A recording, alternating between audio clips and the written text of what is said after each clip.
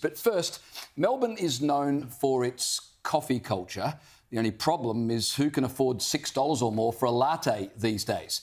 So cafe owners across the city have decided to get rid of baristas and replace them with automated milk steaming machines. Now, cafe owners say that these machines make coffees faster than baristas, and the money they save not having baristas, that can be passed on to customers in the form of cheaper coffee. James, can I just interrupt you? Yes. And I'm going to interrupt you to make a very funny point. Go on. Because on the strap, and I'm not putting my producer in the poo here, but on the strap it said baristas, and this is a joke I make all the time about how baristas wish they were barristers and they went to uni and studied law and thought they were going to be a barrister, but they couldn't get a job and they ended up as a barista. Anyway, I just couldn't. I had to do it. Can I just say that wasn't funny enough to justify that? Oh, come on. It really wasn't. It's not a knock on our producer. Our producer's incredibly witty, and that was no doubt a deliberate pun. Very, very clever. Let's go to cafe owner Julian Moosey in Melbourne. He said in the Herald Sun today, customers can't tell the difference between the automated coffees and barista textured milk. The milk comes out 10 out of 10 every time and lets the barista pour the perfect latte art. I know that's the most important thing to me when I order my latte is the art. Dylan... I'm sorry, you drink lattes? I'm going to say. I didn't take the latte. That is not something you should admit What do you live have? on Like a air piccolo or as a something? grown man. What do you have? A long black. What's good about that? It's not a cup of milk with a dabble of coffee. He's a latte I mean, why don't you just have a warm Milo, Matt? He's going to come and live with me in the inner west now. He's a latte sipper. Wait till you hear that I have my latte with almond milk. Oh, my Just about God. to question your choice of milk, because after the latte, I was like, there's no way he's having full cream milk. And 1 drop of equal for sweetener. None of that is true, by the way. Moving on, Dylan Whitemore The sugar isn't real. Can you just let me finish the introduction to this topic? Yeah. Dylan Whitemore from the Abacus Cafe, he's the general manager. He said, and I quote, "We went from having 4 baristas working Saturdays and Sundays, but with implementing Uber Milk, that's the new machine, we cut back to 3 baristas every day." So, assuming that these coffees are just as good as those that are made by baristas, there's still 2 questions. Number one, with cheaper coffee costs, because they're not paying employment, will they pass on the savings to consumers, or will cafe managers just pocket the savings? And the second question, of course, is if they're using machines to make coffees, no need for baristas, what do all those young people with gender study degrees do when they leave university? Or the people who did law degrees and can't get a job as a barrister, for that matter. I understand why they're doing it. And look, the reality is you're not probably going to get any money off the cost of your coffee, because the cafe and the restaurant and the retailer, they've all seen an uptick in their costs just to turn the lights on, to operate the fridge, to buy all the bits and pieces that they need to produce the product that you're buying from them. And that's where a lot of the cost has been. Like, the cost of staff hasn't gone up that significantly in the last 5 years, but the cost of production, the bits and pieces, certainly has. So the money they're going to save by not having that extra staff member there helps absorb some of that cost that they have to spend on the milk and all the other things.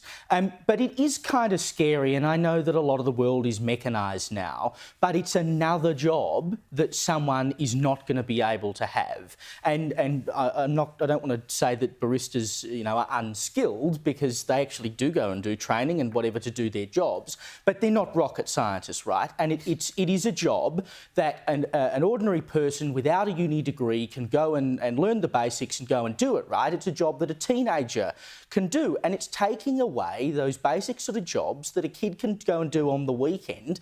And what are they going to do? I mean, they take all the checkout chicks out of the supermarkets. Now they're getting rid of the baristas. What's a kid going to do for work anymore? There's going to be nothing left. It just seems to be the way of the future. There's absolutely no putting a genie back in the bottle now. This is just, it's gotten away with us, as technology always does. And naturally, employees are going to increasingly use technology instead of people, because you've got the upfront cost. But whether that's the self-serve checkouts, whether it's, right, we no longer need a person to steam our milk, whether it's comms people, given Chat GPI and others are just getting smarter and smarter. You can ask it to write you an email, tell it basically the guts of what you want to say, and it's written.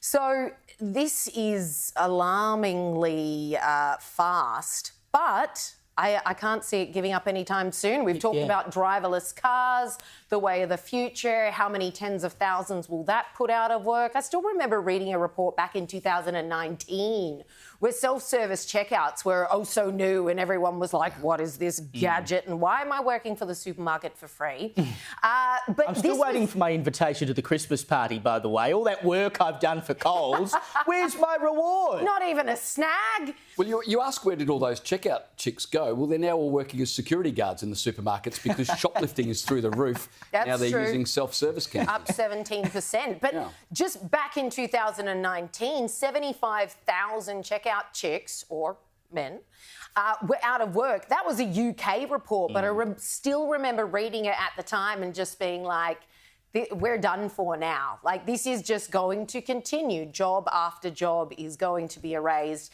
And nobody seems to have thought about that fact. What are these people supposed to do in lower skilled or lower socioeconomic upbringings and areas who aren't inclined to go to university? What are they supposed to do? Well, they end up on welfare. Like, we don't have jobs for them. And so then everyone else has to pay. Because it's unfair to expect that they're just going to sit around with no money for the rest of their lives. But if you don't have jobs for them to do, you've got to look after them in some way, and the only way to do that is through the welfare state. So it feels great now where we say, OK, we've got the automation and the mechanation here that allows things to be easier and it makes the cost of doing business cheaper, and that's good for people who can afford to buy the product. But you then end up with a whole lot of people who can't afford to buy anything because you've taken away the jobs that allowed them to buy your product in the first place. Like, I feel like there's a point where it goes too far and we've created so much automation that the world is not one that you can economically live in anymore because so few people are actually able to get a job in which to live in the world. And yet those people, the employers mostly, who are replacing people with machines will then argue, well, I'm making products cheaper for you because now we don't have to pay so many employees. So, hey, it means cheaper coffee for you guys, et cetera, and so on. And so the consumer remains like, well, I guess this is a good thing, except that a lot less people have jobs.